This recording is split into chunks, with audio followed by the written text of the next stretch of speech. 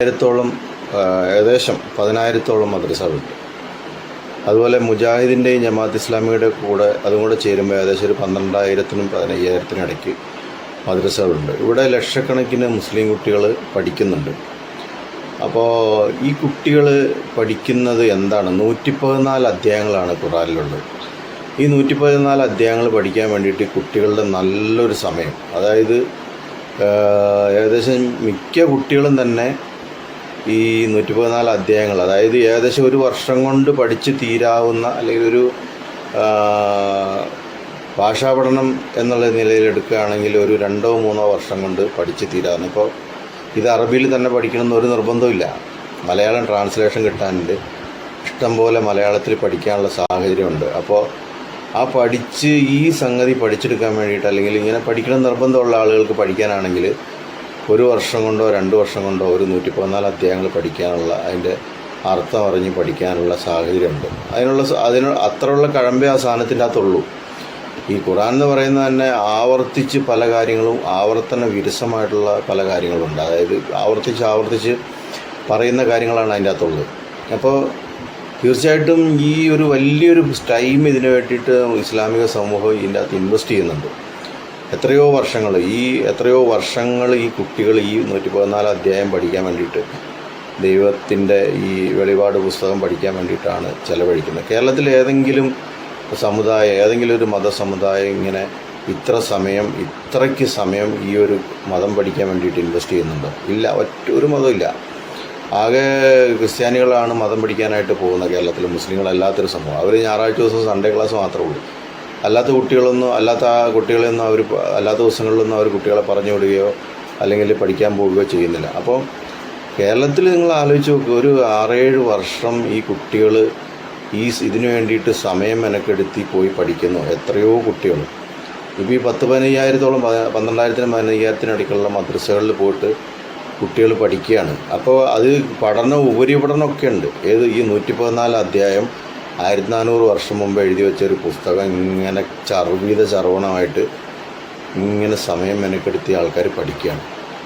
അപ്പോൾ ഈ സമയം എത്ര പ്രൊഡക്റ്റീവായിട്ടുള്ള എത്രയോ കാര്യങ്ങൾക്ക് വേണ്ടി ഈ സമൂഹത്തിന് ഉപയോഗിക്കാൻ കഴിയും. ഇത്ര സമയം ഇതിനു വേണ്ടിയിട്ട് ഇൻവെസ്റ്റ് ചെയ്തിട്ട് എന്താണ് അതുകൊണ്ട് സമുദായത്തിനുള്ളൊരു ഗുണം എന്താണ്?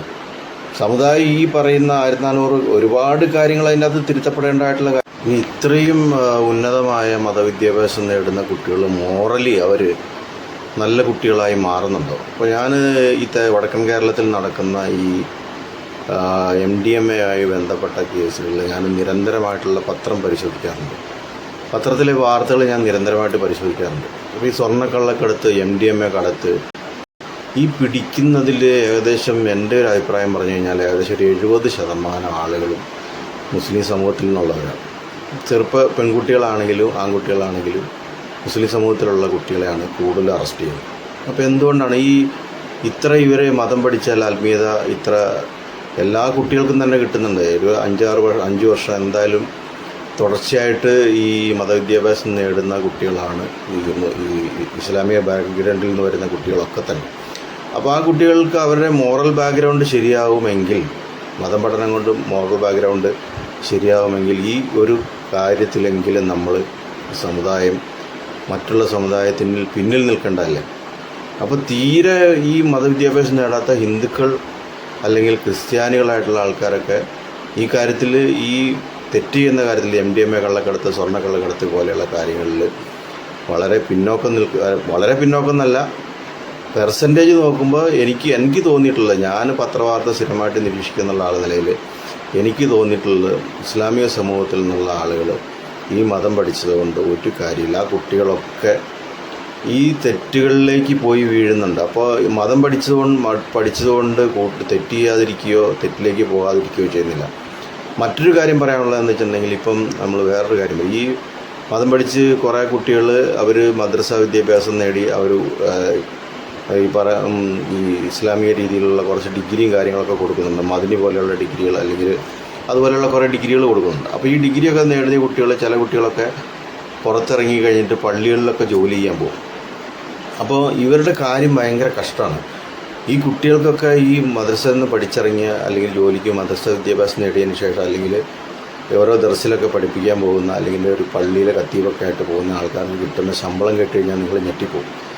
ഒരു 10,000 12,000 രൂപയ്ക്കാണ് ഇവർ ജോലി ചെയ്യാൻ വേണ്ടി പോകുന്നത്. നിങ്ങൾ ആലോചിച്ച് നോക്കുക, ഒരു 12,000 രൂപ കിട്ടുന്ന ഒരാൾ എങ്ങനെയാണ് ഒരു കുടുംബം പൊറ്റിക്കൊണ്ടുപോകാൻ കഴിയുക? 2 കുട്ടികളും ഒരു ഭാര്യയുള്ള ഒരാൾക്ക് സംബന്ധിച്ചിടത്തോളം ഒരു മുസ്ലിയാർ പള്ളിയിൽ ഇങ്ങനെ ജോലി ചെയ്യുന്ന ഒരാൾ എങ്ങനെയാണ് കുടുംബം പൊറ്റിക്കൊണ്ടു പോകുക? അവർക്ക് കുടുംബം പോറ്റാൻ കഴിയില്ല. കാരണം ഇതൊന്നും കൊടുക്കാനായിട്ടുള്ള സമുദായത്തിന് കഴിയില്ല. അപ്പോൾ അവർ കുറച്ച് പൈസ ഒക്കെ പിരിവിട്ടൊക്കെ കൊടുക്കും, കുറച്ച് പള്ളിയിൽ നിന്നുള്ള ചോറും കാര്യങ്ങളൊക്കെ ഇവർക്ക് ഭക്ഷണം കഴിക്കാനായിട്ട് കൊടുക്കും. അപ്പോൾ ഇങ്ങനെ കഷ്ടപ്പെട്ട് ജീവിക്കുന്ന ഒരു കാര്യത്തിലേക്ക് നമ്മൾ കുട്ടികളെ തള്ളിവിടേണ്ടതുണ്ടോ? എന്തെല്ലാം പഠിക്കാനുള്ള ഓപ്പർച്യൂണിറ്റീസ് ഈ നാട്ടിലുണ്ട്. പഠിച്ച് വളരാനും മുന്നേറാനുമുള്ള എത്രയോ കുട്ടികൾ പോകുന്നത് കണ്ടിട്ടാണ് ഞാനീ പറയുന്നത്. എത്രയോ കുട്ടികൾ, ആയിരക്കണക്കിന് ലക്ഷക്കണക്കിന് കുട്ടികളാണ് ദർസിലേക്ക് പഠിക്കാൻ വേണ്ടിയിട്ട് നമ്മൾ പറഞ്ഞു വിടുന്നതെന്നുള്ളത്. ഇത് ശരിക്കും നമ്മൾ ഒരു പുനർവിചിന്തനത്തിന് വിധേയമാക്കേണ്ട ഒരു കാര്യമാണ്. അപ്പം കാലത്തിനനുസരിച്ച് പരിഷ്കരിക്കപ്പെടണമെന്ന അജിംസ് പറഞ്ഞ അഭിപ്രായത്തോട് ഞാൻ യോജിക്കുകയാണ്. കാരണം ഈ രീതിയിലാണ് ഒരു സാംസ്കാരികമായിട്ട് മോറലി അവരുടെ ബാക്ക്ഗ്രൗണ്ട് ശരിയാവുന്നില്ല. പിന്നെ അവർക്ക് ജീവിതമാർഗം എന്നുള്ള നിലയിൽ ജീവിതമാർഗത്തിലേക്ക് പോകുമ്പോൾ അവർക്ക് ഒരു രീതിയിലുള്ള ഗുണം ഉണ്ടാകുന്നില്ല. ഒരു 10,000-12,000 രൂപ 12,000 രൂപ കിട്ടാൻ വേണ്ടിയിട്ട് ഒരു ജോലി ചെയ്യുന്ന പള്ളിപ്പണിക്ക് വേണ്ടി പോകുന്ന ആൾക്കാരുടെ കഷ്ടമാണ് അവരുടെ കാര്യം. ഭയങ്കര ദുരിതത്തിലാണ് അവർ ജീവിക്കുന്നത്. അപ്പം ഈ രീതിയിലൊന്നും അവർക്കൊരു ഗുണമില്ലാത്തൊരു കാര്യത്തിന് വേണ്ടിയിട്ട് 1 വർഷം കൊണ്ടോ 2 വർഷം കൊണ്ടോ അല്ലെങ്കിൽ ഒരു ആൾ ഇരുന്ന് പഠിച്ചു കഴിഞ്ഞാൽ 114 അധ്യായങ്ങൾ ഒരു ദിവസം 1 വർഷം കൊണ്ട് ശരിക്കും മനഃപ്പാഠമാക്കുക അല്ലെങ്കിൽ ഹൃദ്യസ്ഥമാക്കാവുന്ന ഒരു കാര്യം നമ്മൾ വർഷങ്ങളോളം എടുത്തിട്ട് ചർവണം ചെയ്ത് ഇങ്ങനെ പഠിച്ച് സമയം പാഴാക്കരുത്. അതുകൊണ്ട് ഇതൊരു പുനർവിചിന്തനത്തിന് വിധേയമാക്കിയിട്ട് ആളുകൾ ചിന്തിക്കേണ്ട സമയം എപ്പോഴോ കഴിഞ്ഞിരിക്കുന്നു. നമ്മൾ ഇതൊക്കെ പറഞ്ഞു കഴിഞ്ഞാൽ സമുദായ വിരുദ്ധനാവും അല്ലെങ്കിൽ യുക്തിവാദി ആയതുകൊണ്ടാണ് ഇങ്ങനെ പറയുന്നതെന്നല്ല. ഇത് ഒരു സമുദായം നശിച്ചു പോവുകയാണ്. ഈ കുട്ടികളെയൊക്കെ ഇങ്ങനെ എന്തെങ്കിലും രീതിയിലുള്ളൊരു ഗുണം ഈ പഠനം കൊണ്ട് ഒരിക്കലും അവർക്ക് കിട്ടുന്നില്ല. അവർ കൂടുതൽ ബാക്ക്ഗ്രൗണ്ട് അതിൽ ഒറ്റപ്പെട്ട ഗെറ്റോകളായിട്ട് മാറുന്ന ഒരു ഗെറ്റോ അവസ്ഥയിലേക്ക് മാറുന്ന രീതിയിലാണ് കുട്ടികളെ കണ്ടിട്ടുള്ളത്. ഞാൻ ഈ മദ്രസയിലെ കുട്ടികളൊക്കെ വണ്ടി കയറുമ്പോൾ അവരോട് സംസാരിക്കാറുണ്ട്. തികച്ചും ബാഹ്യമായിട്ടുള്ള ലോകത്തെക്കുറിച്ച് ഒരു അറിവില്ലാത്ത രീതിയിൽ വളരെ വിചിത്രമായിട്ടുള്ള രീതിയിലാണ് അവരൊക്കെ സംസാരിക്കുന്നത് കേട്ടിട്ടുള്ളത്. അപ്പോൾ ഇങ്ങനെയുള്ള കാര്യത്തിലേക്ക് നമ്മൾ കുട്ടികളെ പറഞ്ഞു വിടേണ്ടതുണ്ടോ എന്ന് നമ്മൾ ഒന്ന് ചിന്തിക്കേണ്ടതുണ്ട്. അതാണ് എനിക്ക് ഈ കാര്യത്തിൽ പറയാനുള്ളത്. നന്ദി. സംസ്ഥാന ബഡ്ജറ്റിൽ വലിയ ധനക്കമ്മിയുണ്ട് എന്ന രേഖകൾ സഹിതം സ്ഥാപിക്കാൻ ധനകാര്യ വകുപ്പ് മന്ത്രി എന്ന രീതിയിലും മുഖ്യമന്ത്രി ശ്രമിക്കുമ്പോഴാണ് മദ്യ നികുതിയിൽ ഈ ഗവൺമെന്റ് വി.ഡി. സതീശന്റെ ഗവൺമെന്റ് ഇളവ് വരുത്തിയിരിക്കുന്നത്. ഇത് കർണാടക കേരള ഗവൺമെന്റുകൾ തമ്മിലുള്ള ഒരു ഡീലാണ്. DK-BDയും തമ്മിൽ മദ്യനയത്തിൽ വരുത്തിയിട്ടുള്ള ഒരു ഡീല്. കർണാടകയിൽ നിന്ന് കേരളത്തിലേക്ക് ഒരു പുതിയ മദ്യ ഇടനാഴി സൃഷ്ടിച്ചിരിക്കുകയാണ് ഈ ഡീലിലൂടെ DKയും BDയും. ഇത് ബഡ്ജറ്റില് സാമ്പത്തിക നഷ്ടം വരുത്തുക മാത്രമല്ല, ഒരു തലമുറയെ മദ്യത്തിൽ അടിമയാക്കാനുള്ള ഒരു ആസൂത്രിതമായ പരിശ്രമവും ഇതിന്റെ പിന്നിലുണ്ട്. അതുകൊണ്ട് തന്നെ ഈ മദ്യ നയത്തിൽ വരുത്തിയിട്ടുള്ള മാറ്റം ഗവൺമെന്റ് അടിയന്തരമായി പുനഃപരിശോധിക്കേണ്ടതാണ്. ഇവിടെ 2 മുന്നണി ഇത് ഒരുപോലെ തന്നെയാണ്, LDFും UDFും.